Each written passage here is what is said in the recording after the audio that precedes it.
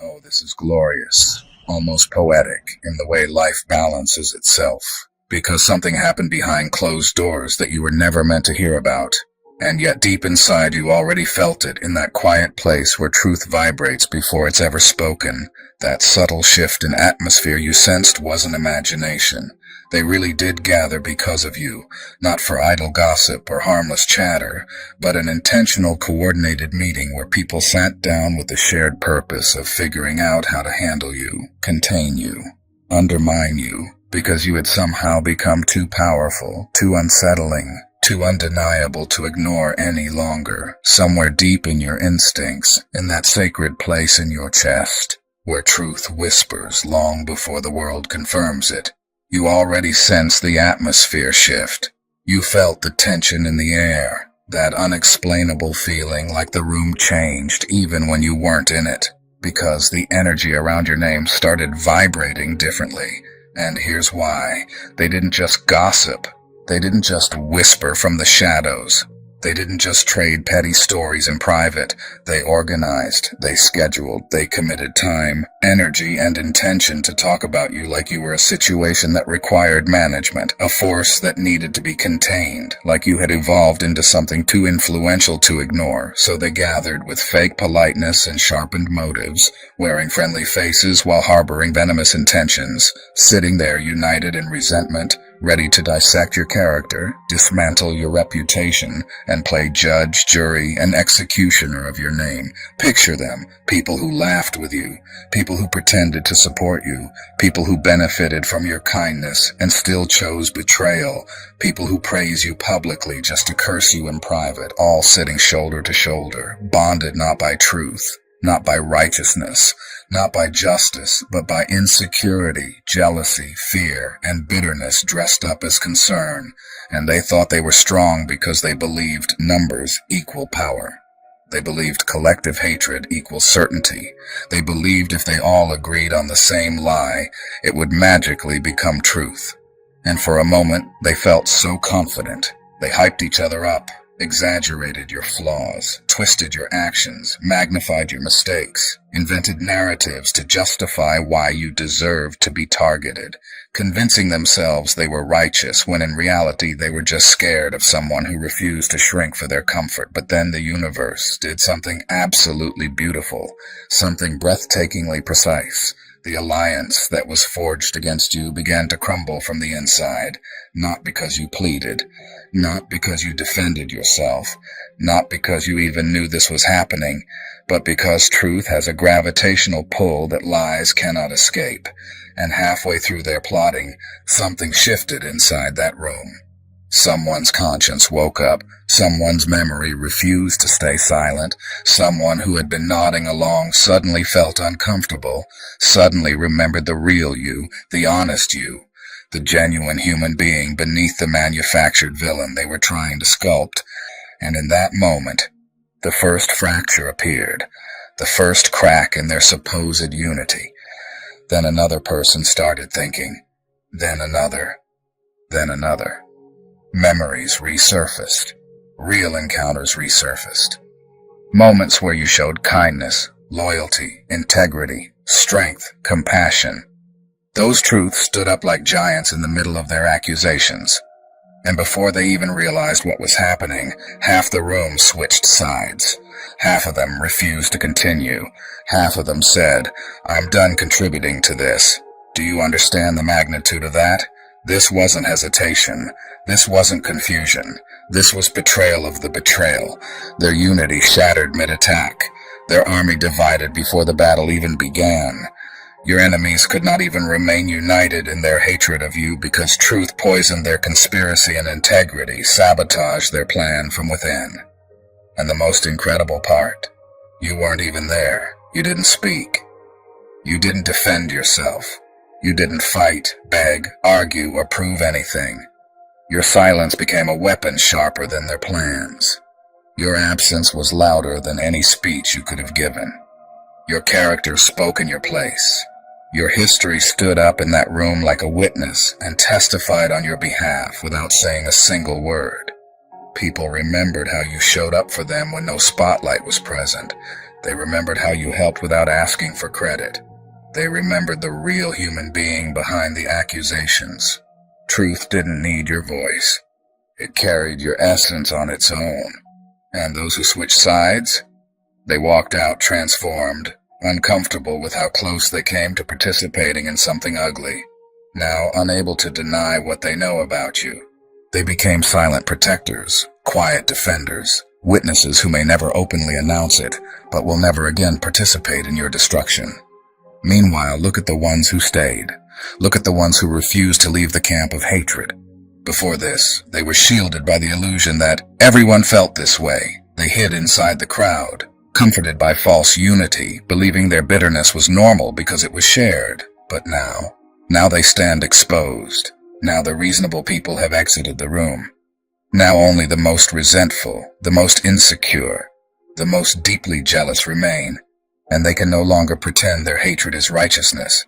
Now it is naked, obvious, undeniable, and they are forced to look in the mirror of their own intentions. They've been revealed. The line has been drawn.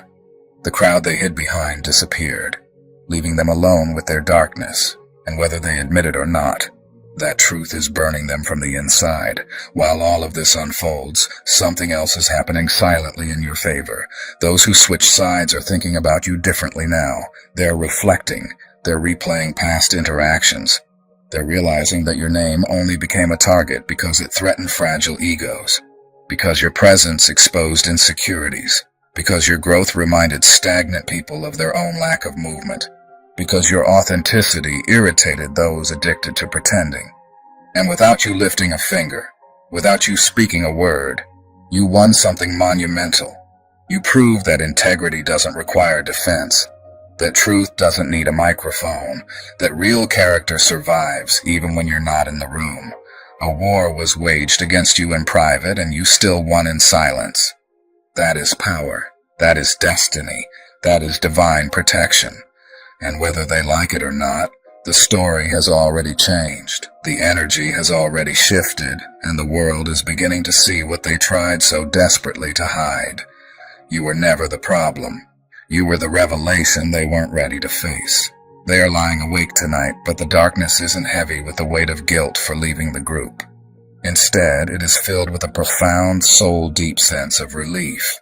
It is the relief of someone who has finally stepped back from a ledge they didn't realize they were standing on, realizing with a shuddering breath that they didn't become part of something truly ugly. They are finally listening to that small, persistent voice in the back of their mind that had been whispering, "This isn't right," for weeks, and they feel a surge of gratitude that when they look in the mirror tomorrow, they won't have to see a face that participated in the cold, coordinated destruction of another human being. In the quiet of the night, their memory is beginning to function again, independent of the mob's script, and they are recalling all the moments they witnessed that directly contradicted the narrative they were fed. They are remembering the times they saw your genuine kindness and were told to forget it, or the instances where you were entirely sincere and they allowed others to convince them it was just a clever form of manipulation. The scales are falling from their eyes with a painful clarity, and what they are seeing in the aftermath makes them feel physically sick, not sick of you, but sick of themselves, and how easily they were led down a path of hatred without ever stopping to ask why. The thing about these people who switch sides is that they don't just fade into neutrality. They transform into witnesses and living proof that the case against you cannot hold up under the light of honest examination. They have become walking testimonies to the fact that when a reasonable person is forced to look at the actual evidence of your life, they conclude that you are not the monster you've been painted as. Now, every time those bitter few try to spread their poison, there is someone who was actually in that room ready to stand up and say that they left, because the accusations simply weren't true. Every time they try to recruit new people into their cycle of hatred, there is a defector ready to tell the real story. And every time they try to paint you as universally despised, they are met with the proof that half the people who showed up to hate you ended up defending you instead. Your enemies have accidentally created your most powerful character witnesses by gathering people to testify against you, only to have half the room testify in your favor. If you look deeper, this reveals something incredible about you. Your character was strong enough to defend itself in a room full of people committed to destroying it, and your truth was powerful enough to convert enemies into allies without you even having to speak a single word.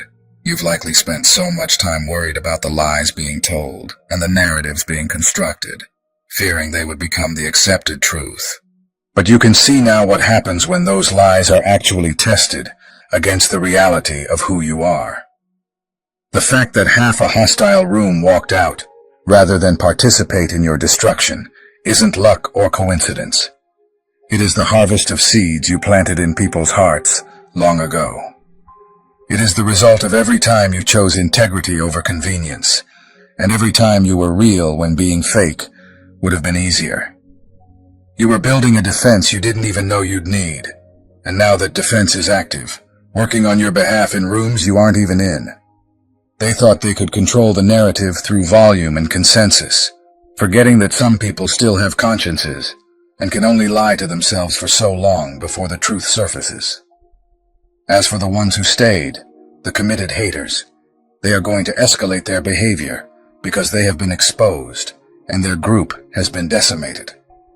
They are now standing in a half-empty room surrounded only by the bitter, and they will get louder and more desperate to compensate for losing half their army. But desperation is not strength, and the fact that they are screaming louder is merely proof that they are losing the war. You don't need to strategize or change. You just need to keep being the person whose life speaks for itself, outlasting the lies and letting your absence be louder than their accusations. You have already won because you didn't have to fight, and because your truth did the work for you, leaving your enemies to stand alone in the wreckage of their own failed plan. And what's unfolding next is even more powerful, because the story doesn't end with them walking out of that room. This is only the beginning of the ripple effect that is about to reshape everything around your name, your reputation, your destiny, because those who left with awakened conscience are carrying something with them now. Not just relief, not just clarity, but responsibility, the kind that quietly weighs on a person when they realize they almost contributed to irreversible damage. They are replaying that room in their minds, seeing the bitterness on the faces of the ones who stayed, seeing the ugliness of what they were moments away from participating in, and now they are looking at you with new eyes, eyes that no longer see you through the distorted lens others handed them, but through their own lived experience, through real memories, through real interactions. And this internal shift is going to change the conversations happening everywhere. They will talk differently about you now. They will defend you in rooms where your name comes up. They will correct lies before they spread. They will silence rumors before they take root. Even if they don't loudly announce loyalty, they will quietly protect your name because they simply cannot go back to pretending they don't know the truth. And that quiet protection is often far more powerful than loud loyalty, because it shows up in unexpected places, in private conversations, in subtle corrections, in those small moments that actually shape how people perceive you. Without knowing it, you've gained shield bearers, not loud warriors, but silent guardians of your truth, moving through the world like living reminders that integrity still matters. Meanwhile, the bitterness of the ones who stayed is fermenting into something corrosive, because hatred that no longer has universal agreement begins to rot. It begins to turn inward. It begins to expose the hollowness beneath it. They will try to regroup. They will try to convince themselves they are still justified. They will work even harder to twist new stories, but their narrative is permanently weakened because now there are witnesses who can say, "I was there, and I couldn't agree with this." Their credibility has cracked. Their illusion of moral superiority has shattered. And deep down, even they know it. That's why they will get louder, more dramatic, more extreme in their claims. Because when lies begin to collapse, their only survival tactic is volume. But volume doesn't equal truth. Desperation doesn't equal righteousness. The more they try to force their narrative now, the more obvious it becomes that their hatred isn't rooted in justice or principle. It's rooted in jealousy, insecurity, and fear of the power you carry just by existing authentically.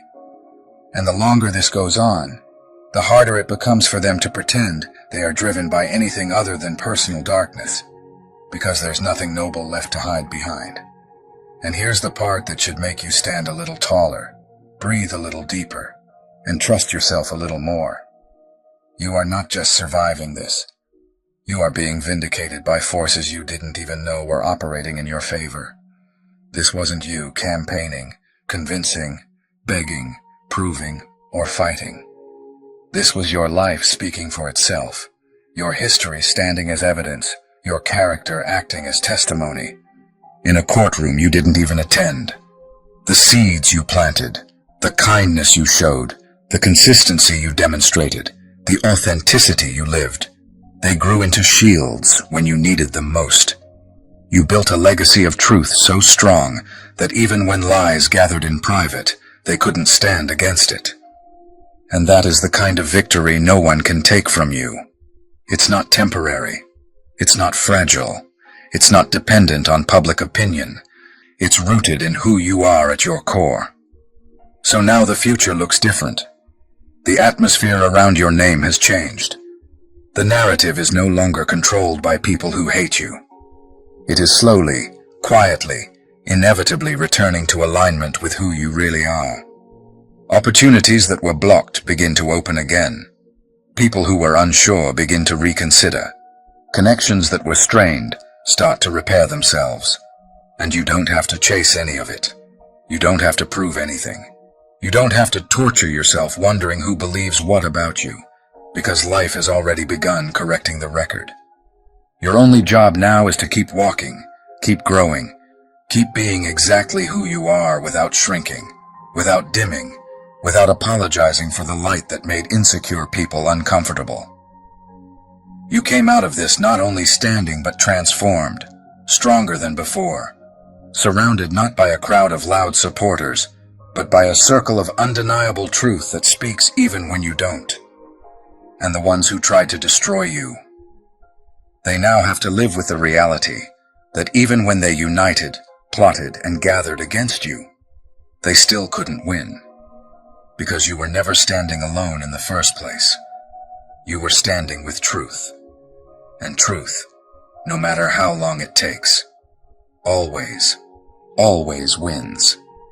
And this is where the story shifts from survival to ascension. Because what you're stepping into now isn't just relief from attack. It is elevation born from endurance, a rising that wasn't fueled by rage or revenge, but by resilience and unshakable truth. Life is rearranging things around you. Paths that were blocked are loosening. People who once doubted are quietly reconsidering. Doors that slammed shut are beginning to creak open again. Not because you forced them, but because reality is correcting itself around your name. Those who once questioned you will feel an unexplainable pull to reevaluate who you are. Those who once stood at a distance will feel drawn back, not by persuasion, but by the undeniable clarity that truth eventually brings. You are stepping into a season where silence becomes strength, where vindication doesn't arrive in dramatic explosions, but in the slow, steady unfolding of alignment. This is what happens when you endure without becoming bitter, when you refuse to let cruelty mutate your character. You didn't break. You didn't bow. You didn't become like them. And because of that, what is ahead of you is not just restoration. It is transformation. So now breathe. Stand still for a moment inside this shift and feel it. This isn't coincidence. This isn't luck. This isn't random. This is alignment, protection, and divine orchestration converging in your favor. And now we pray. May every lie spoken against you dissolve in the presence of truth. May every hidden meeting meant to harm you transform into unseen protection working in your favor. May the weight of falsehood fall away while the strength of your character rises like a shield around you. May those who once stood against you be confronted with clarity, and those who stood for you be strengthened in courage. May you walk forward covered in peace, guided by wisdom, surrounded by grace, and anchored in the deep knowing that you are seen, protected, and upheld by something far greater than human schemes. May your spirit stay pure, your heart stay kind, your purpose stay strong, and may every step ahead of you be divinely aligned, powerfully guarded, and beautifully blessed. Amen. If this spoke to you, if you felt this in your spirit, if you've ever been the one they gathered to tear down, but somehow you still rose, then don't carry this strength alone. Share this message with someone who needs to be reminded they are protected even when they're not present in the room. Drop a comment if you've ever been through this silent battle and came out stronger. And if you want to help me keep creating messages like this, consider supporting the channel. Like, subscribe, and if you're able, donate or become a channel member to help this voice continue reaching those who need healing, clarity, and power. Your support keeps this message alive. Stay strong. Stay grounded. Your truth is louder than their lies, and your story isn't done yet.